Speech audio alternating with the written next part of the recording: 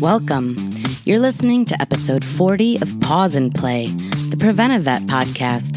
Today's show has actually been in the works for a long time, but it's coming a bit late due to some technical glitches on my part. But the timing couldn't be more perfect because the current pandemic has a lot of us thinking about who might be able to take care of our pets in case something happens to us. Our special guest, Debra Hamilton, provides a lot of great information, including an actual plan you can follow to ensure your fur family's needs are met. Without further ado, let's start the show.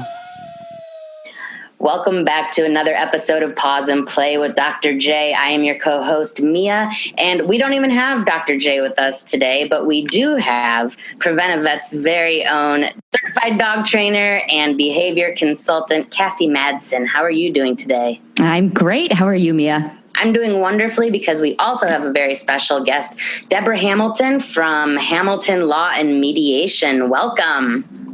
Thank you, Mia. Nice to see both of you.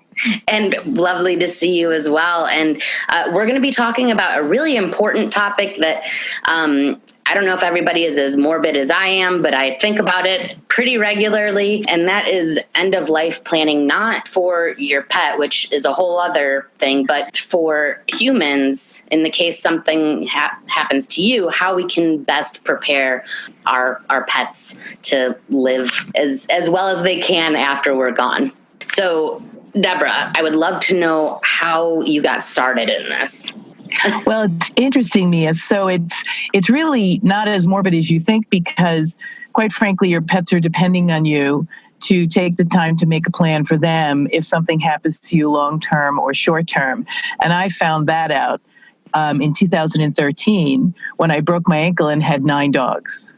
All my dogs went outside. Yeah, all my dogs went outside from down the basement because I had 4 acres, and all their food, all their water buckets, everything to take care of them was down the basement. Even though they lived in the house, we went up and down the stairs probably 25 times a day. And with a broken ankle, you and all your listeners, would be like, holy Toledo, that's not going to work.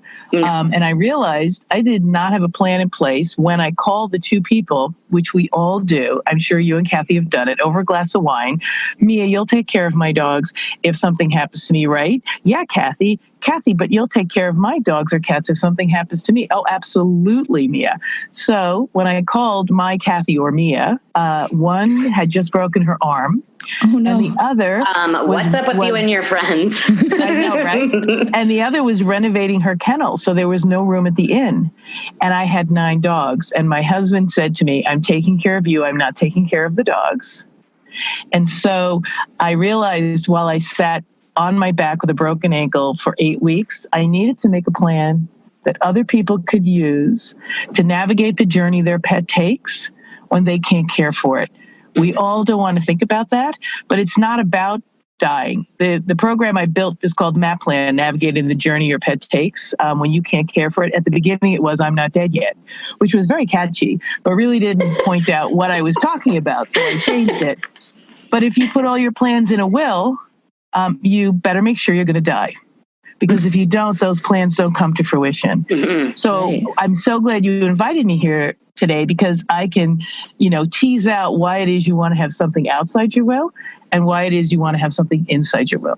That's great information because I was going to ask, I guess in my mind, without knowing very much, I'm like, is there one thing you can do, multiple things you can do? Like, what are the different options? And yeah, I mean, you make a great point that, I love the I'm not dead yet. That is very catchy. But when you are incapacitated, God forbid you are dealing with something like Alzheimer's or dementia or just in general are unable to take care of your pet. I mean, another thing that, you were saying, it's not about us dying. Well, it's also kind of not about us, right? It's about our animals. They're depending on you to think outside the box and not think that you're always going to be there because I always watch the Neulasta commercials and all of the cancer commercials that say, wouldn't you like to do this at home? And in every single one of those commercials, the people are home with their dogs, which I think the cat people should really raise their hand and say, wait a minute, I'm coming home to my cat. I'm just saying. But I know from my mom, who passed away and suffered with cancer, when she was having chemotherapy, the last thing she could do was take care of a pet. Yeah. But the pet gave her so much solace. So you want to keep the pet with the person, but you are going to have a plan to care for that pet while you're going through it. You know, coming home to the pet is great. And I'd love to add that it's not only you have to think about having an issue, but it's someone you love. So when I was taking care of my mother, so I broke my ankle in 2013, I built the MAAP plan. 2015, my mother was suffering from cancer. I pulled out the MAAP plan and the people I had in line to take care of my pets and used it so I could go with a clear conscience and spend hours with my mother and know that my dogs were taken care of. Yeah, that's great. That's amazing. Yeah, I never thought about it. I always just assume, I'll have somebody, one of my friends, I'll call them up and that. But you're right. What if they're busy? What if, they have their own thing going on? That's something I didn't think about before. Because yes, Mia would be one of my people. So when I built the MAAP plan, I thought about the things you needed to do to make sure that somebody could step into your shoes. Because everything you do for your pets is in your head. Mm-hmm. It's all there. You know exactly what you do. You know who can get along with who. You know who doesn't get along with who. And you know who must go together if, God forbid, something happens and you can't take care of them, and who, could live independently with somebody else. Yeah. So the MAAP plan stands for something. It's not just catchy. It's make a plan, address the needs of your pet, appoint caregivers, and there have to be 3 and only 1 can be a family member. And then you have to publish it. So when your caregivers are appointed, handing them an outline of how you care for the dog and what's in the best interest of the dog, and whether or not it's afraid of thunder and lightning, whether or not it chases cars, whether or not it's obedience trained or not. Those are things that you are now sharing with the person who's going to step into your shoes, and sort of do a brain dump so that they can, in fact, keep your dog safe for a short term, if you break your ankle or you have to have surgery, or long term, if you want to keep your animals with you and you are doing cancer treatments, or you are suffering from Alzheimer's, things that make you grounded are your animals, but you won't be able to care for them for the long term. Yeah. There probably isn't an exhaustive list, I guess, and you already, mentioned quite a few things, but, is there kind of a resource or a go-to of okay, what is everybody agreeing to on, not on your end, but on the potential caregivers end, what are some of the things that they are agreeing to sign on to? I mean, I guess that depends.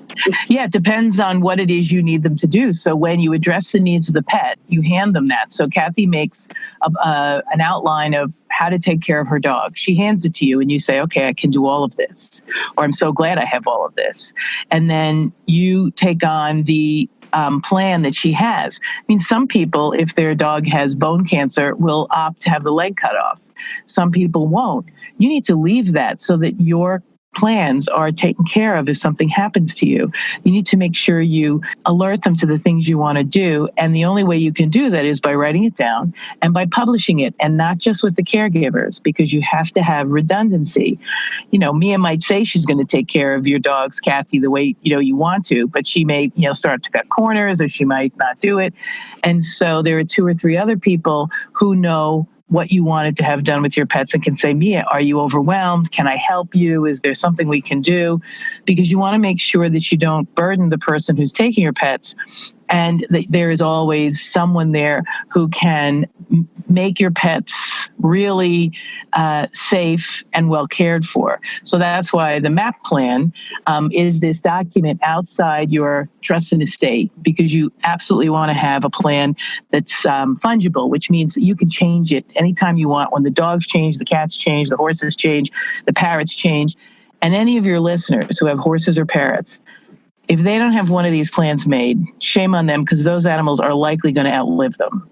Because parrots live to be about 90 and horses live to be about 40 or 50. So you really need to make sure you have plans in place. And so the one document in your trust and estate basket should be a freestanding pet trust where you put money that refers to the MAAP plan. And so if something happens to you, your attorney knows this money was set aside to help pay Kathy to take care of Mia's pets while Mia's in the hospital, while Mia's, traveling to see her mother because her mother's in the hospital or whatever. This is the type of thing you need. And most attorneys don't know how to make a pet trust. I help them all the time. They call me up. I help them all the time. And every state in the union allows pet trusts. There was one state that was a holdout. It was, I believe, Minnesota, but now it has come on board as well. So every state allows you to have a freestanding, and I have to say that over and over again, because you don't want the trust in your will, because then you have to die. You want it to stand outside your will so that you can use it whether you're dead or alive.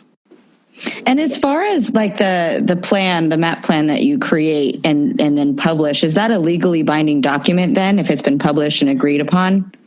It is, because what you want to do is you want to make sure your attorney knows that it's there. It's incorporated into the pet trust. It can even be incorporated into the will as well, as your most recent MAAP plan will be my directives for the care of my pets. Okay. And so if it's referred to and it is executed by you with the help of an attorney and a veterinarian, because as you both know, if the veterinarian doesn't know that there's somebody else who can bring your pet to the vet, they might not, but they should refuse to treat it because they don't have a veterinary client relationship, which is necessary. That's right. So we actually have treatment pre-authorization forms that you can download, even just for if you're... And those are perfect. Yeah. Those are part of the MAAP plan as well, because you alert your veterinarian, you alert your attorney. These are the three people who will take care of my pet, because the last thing the attorney wants to do is find somebody to take care of your pet. They would rather eat glass. Yeah. Well, and I imagine that would cut into any money that would be going to the pet. Right, because they'd have to be paid. So if you provide them with this MAAP plan that outlines the people to be contacted, the care to be given, and the plan you really want followed for the care of your pets, then, your pets are home free. And, at the beginning of this discussion, you talked about maybe thinking long-term going to, say, assisted living facilities that allow animals. They actually have nothing in place to care for the animals if one of their tenants, their residents, goes to the hospital. And I've been talking to them about at least having the people make a MAAP plan. Yes. And maybe finding people who would come in and care for the pet short-term, long-term. If somebody has pneumonia, has to go to the hospital, well, then the pet comes back, because we all know, and Kathy, you know this better than anybody as a dog trainer and behavior consultant, people do so much better if they have to get up and take care of a dog than they do if they don't have an animal. Yeah, it gives them that reason to, get up, get on your feet a little bit. It really helps with recovery a lot of times too. And then just the emotional support of it. I mean, something's relying on you. So I know it gets me up out of bed on mornings that I'm like, ugh, I don't want to, but got to feed the dog, take care of her. So yeah. And so my question also too, going back to how it's a legally binding document, so then that also gives you some recourse for if someone who is taking care of your pet while you're, broken ankle or whatever it is, that if they make a decision that's outside of what you had documented, then you can go back and somehow, I don't want to say sue, but like get some kind of well, now you're getting into the other side of my practice, which is I mediate these kind of conflicts between people over animals, because litigation is expensive and doesn't always turn out the way you want. Right. If the person did the best they could given the circumstances, a court might find that, they did the best they could. And so even though you directed them to do 10 things, the court might say, well, 8 of those are really important. The last 2 might have been important to you, but not really important to the, welfare of the pet. So we're not going to hold them responsible for not doing the last 2. Let's say you wanted them bathed once a week, or you wanted their nails cut once a week, or whatever you wanted, and they didn't do it. Well, you could be pretty pissed off because your long-coated dog now looks like, a Rastafarian. But that's not necessarily something that a court's going to say, we're going to hold this person responsible for.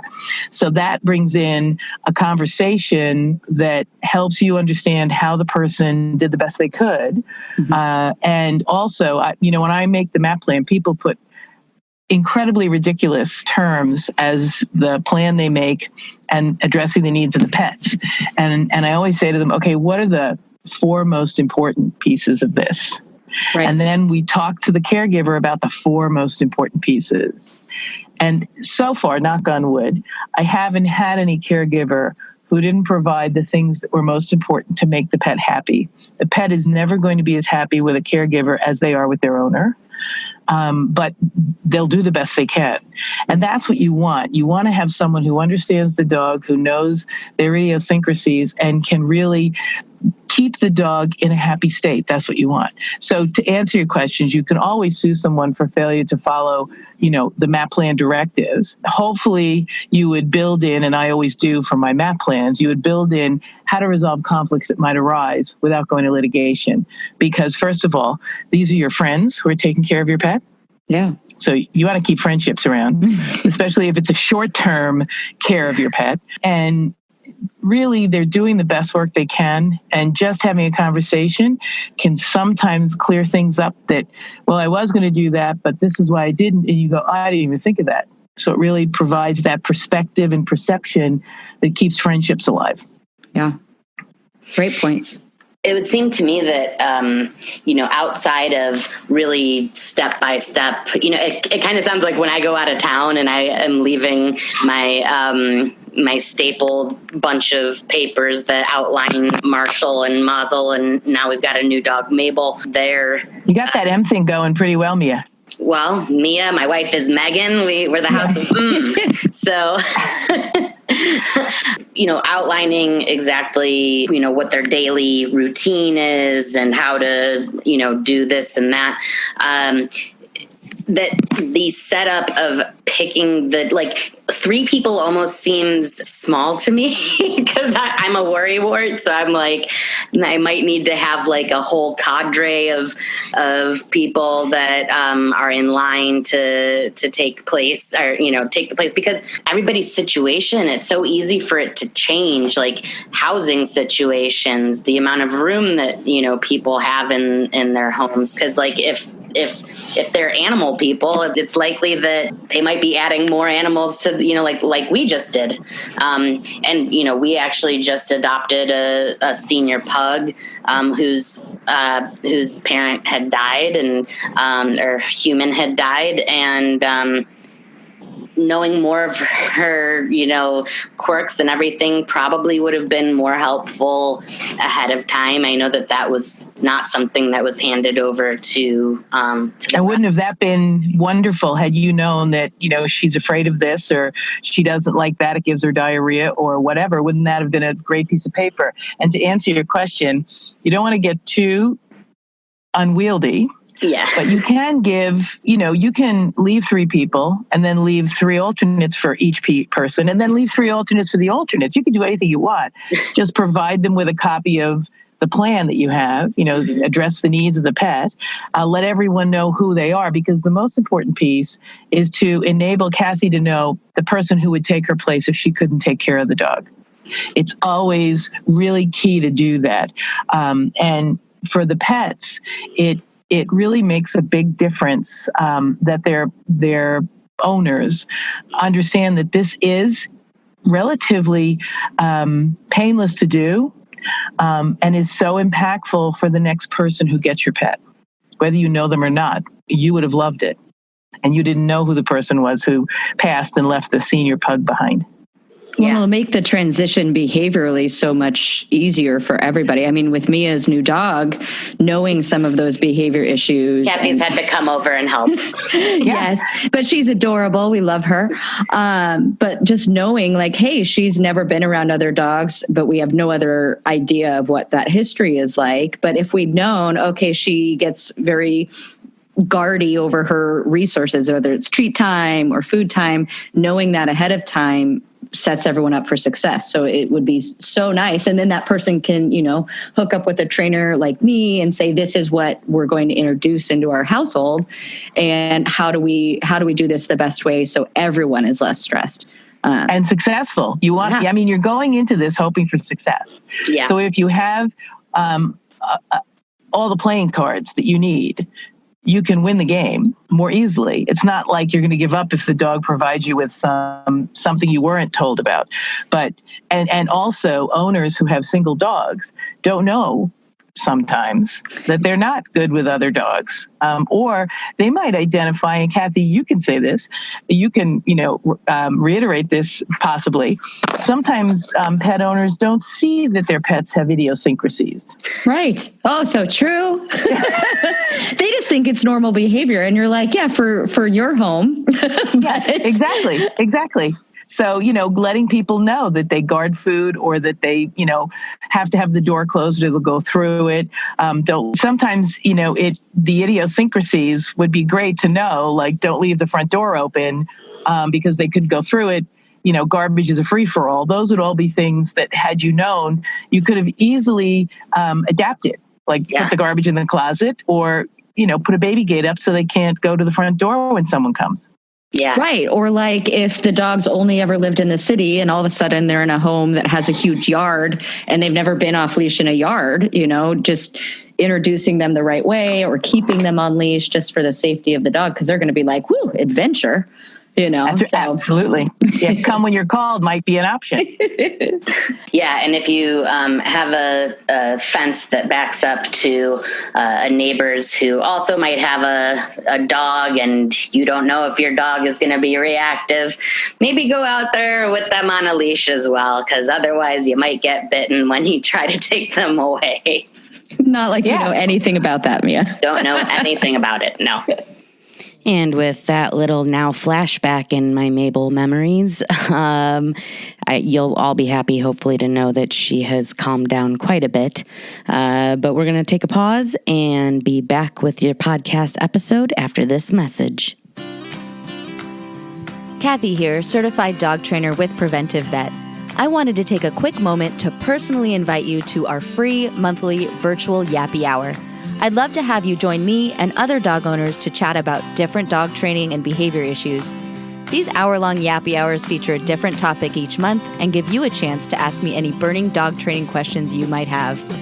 Find out more and register to attend our next Yappy Hour by visiting PreventiveVet.com. Grab your pup and a beverage, and I'll see you there. And now let's get back to our podcast episode with special guest Debra Hamilton. We have lots of resources in introducing new dogs and all of that. So even just how to introduce a dog that you agree to care for someone, or after their owner passes away, like just knowing how to integrate a new dog into the household is important. So.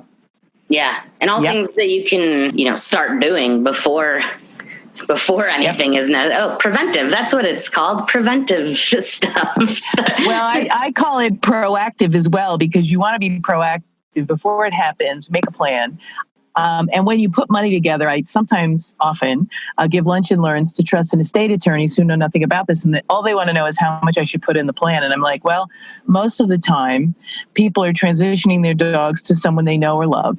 They're not in it for the money.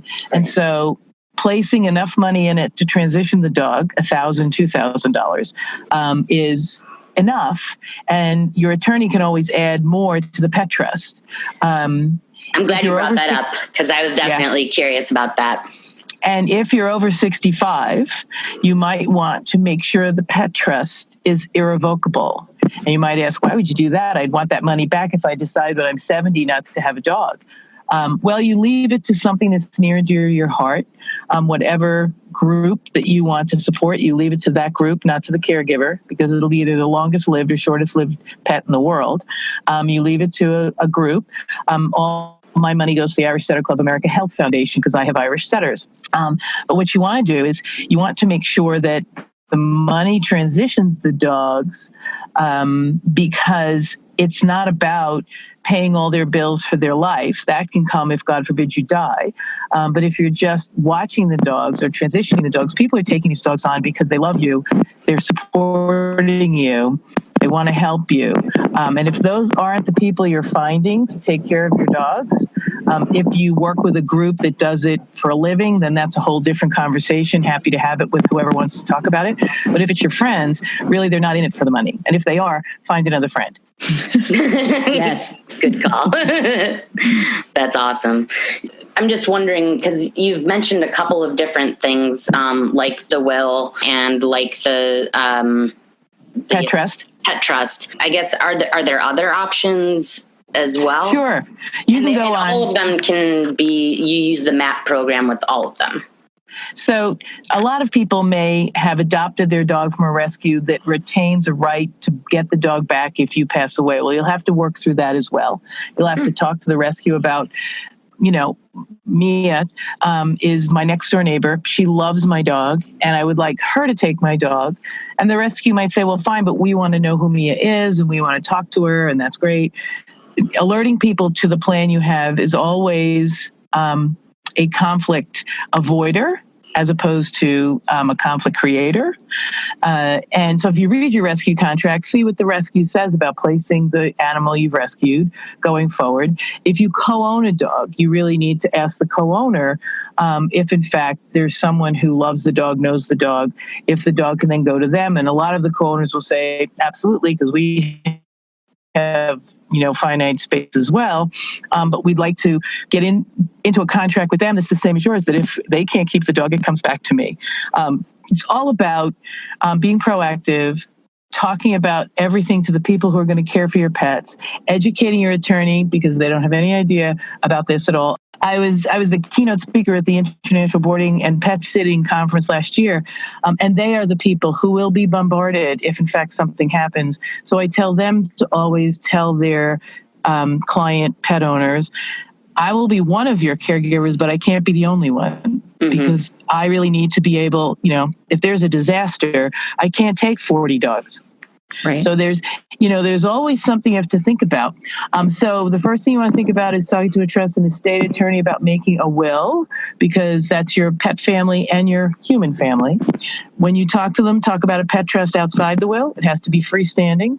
And then refer in your will and your pet trust to a plan similar to the MAAP plan that'll outline the things you want to do with respect to who's going to care for your pet, what your pets are like, and you've published it. The last piece I want to share is that make sure you have, if you're traveling with your pets or you're home with your pets, the information for your caregivers on your fridge and on the dashboard of your car. Because if you have an accident, that dog's going to the shelter unless there is someone that they can call and they don't have to look for the number. Having that little wallet card is better than anything else, but having it stuck to the dashboard on a 3x5 card, much easier. Yeah. Actually, I think got an ASPCA card or something to put in my wallet that is like, I have animals at home and here's emergency contact numbers for just in case. So that's I'm creating a Pet Home Alone app so that it's a 911. It's part of the ICE so that when something happens to you, you break the glass and you know who to call. And it immediately sends out an alert to your attorney or vet and the 3 caregivers. I've been involved in an accident and I need your help with my pets. Wow. That's awesome. That's a great idea. That is a great idea. Well, and I love the idea of having that like stuck to the dashboard instead of in the wallet. And also, going back to something that we're very passionate about at Prevent a Vet is keeping your dog restrained while in the car. Because if you are in an accident, and if you are in an accident, they're trying to help you. And if they throw open the door, either one, the dog's going to be like, I'm out, and they take off or they are trying to protect you and they keep the first responders from helping you. So having something so obvious there is, I think, such a great idea. I never thought about putting it right there. Yeah, because that way you can call and have someone come for the pet. If you're traveling across country, we do for dog shows, because I show my Irish, and I call people in every state on the road where I'm going, how far are you from 95? And if I'm involved in an accident, can I put your number on the card so that you can come and get my dog? And, we're all in this together, pet owners. So it's hard to find somebody who's going to say no, who is in your sphere of friends. Yeah. I got to start talking to more people. You really do. You do. Because it really is important when you're traveling with your pets, because they can end up in a situation that is totally foreign to them, which, as Kathy will probably agree, that can have a change in their personality. It's read by someone, and then they'll be listed in a way that isn't really appropriate. Right. Yeah. No, it's great advice. I'm loving this. Yeah, and crates are my friend. See, I love crates. I won't drive my dogs without crates. Yeah. Because if my car is in an accident, I want to make sure that my dogs have double cushions. So when you said that, it was right in my wheelhouse. People say, I can't believe you drive with your dogs in a crate. And I go, well, because if God forbid something happens, I want to give them their best chance to survive. Yeah. Right. Yeah. We can go into a whole another thing about that. Yep. Yeah. And how much it drives me crazy when I'm driving and see an unrestrained pet, especially when the window is open. And I'm like, are you kidding me? Like, why do I have to watch this dog just like going, oh God. Yeah. Well, when the dog is in the driver's lap and out the window, that really is the pièce de résistance. That's like, everything is wrong about that. Absolutely. Talk about distracted driving. Yes. I mean, really, that should be something that people get pulled over for. I mean, sorry if you're a listener and you do this, but it really is dangerous for everybody. Because you stop short. It is in your name. You stop short. It is in your name. Prevent a vet. You are trying to prevent going to the vet. Because if, God forbid, as you said, you stop short, and you crush the dog between the steering wheel and your chest, or the airbag comes out. I mean... Or the dog goes flying out the window. Oh, yes. You know what I mean? Like, that's always like what I'm terrified of when I see that, because it doesn't matter how great of a driver you are. You could be the best driver in the world. But guess what? If you are a driver going anywhere, then you know that almost everybody else on the road is not a good driver, especially if you're in Seattle. So, Truth. So please keep everybody safe. Yeah. This has been amazing information. You kind of brought it up earlier about like the horses and the parrots, but I'm curious to know, like, do you see all different species of animals? Like, do people come like fish or anything like that? Actually, reptiles are some of the most difficult animals to find people to take because they're so care dependent. A dog you can leave for 3 or 4 hours when the electricity is off. Mm-hmm. A snake or fish, that could be life-ending. A bird, that could be life-ending. So yeah, I see across the gamut. My practice is, and this is a part of my heart practice, because having gone through not knowing what was going to happen to my pets when I broke my ankle, I now know that this is one of the most important pieces of my practice that I do. And anybody who's listening who wants to learn more, get in touch with Mia, get in touch with Kathy, and they'll let you know how to get in touch with me. Oh, we'll put your links on the blog post for this episode.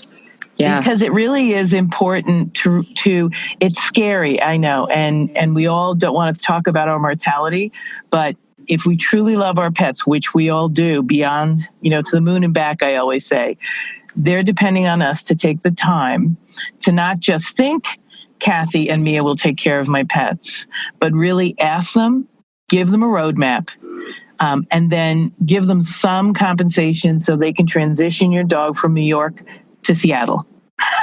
Right. Yeah. I have one other question that I'm curious about. So say you have a family member that passes away and they had an animal that they hadn't created a plan for. Or in one case, I was just reading a news story about they didn't even know that this elderly person had a dog until the human passed away and they found it. And say you're unable to care for the dog. What are your options there? Are you legally bound to do anything in particular, or do you just start approaching different people?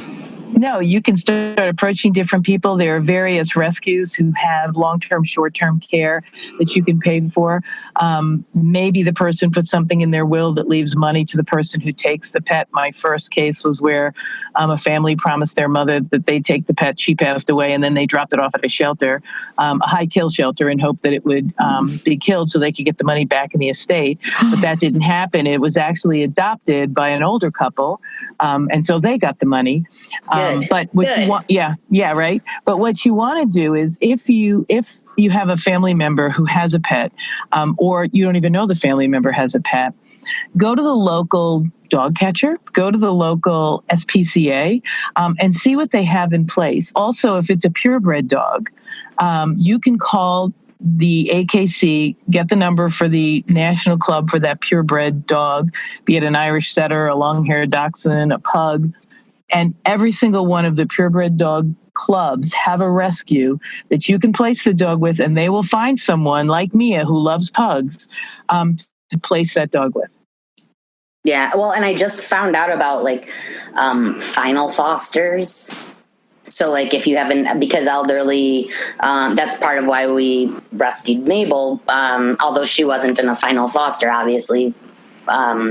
She came home with us, but that there are these final fosters that are set up for senior animals. I think most of the time, because it is the final foster. Absolutely. That makes sense. And those are great organs. So then, you really could probably get to know also who the foster will be. Absolutely. And so if you don't have the money to fund that final foster, just remember that if the person got it from a rescue, those rescues are probably able to take it back and rehome it.